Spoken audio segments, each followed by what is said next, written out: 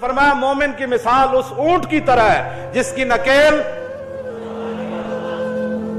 انہاں کی کرنا ہے جنہ دی نکیل کفر دے ہاتھ چوے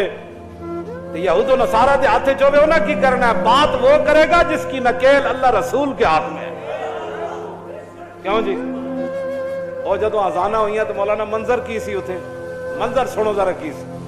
صلاح الدین ایوبی کے آزانہ پڑھو بھائی سارے قاری سارے بہ گئے پہلیاں صفحے چاہ کے صلاح الدین ایوبی پہلی باری نواں سوٹ پایا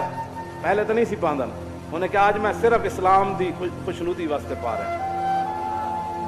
صرف بھائی کہا میں نے سوٹا دی لوڑ نہیں نویں دی لیکن آج میں نواں پا رہا دنیا نو دسن واسطے کہ اسلام اپنی پاور رکھدا وہ دن صلاح الدین ایوبی بھی نواں جبہ پایا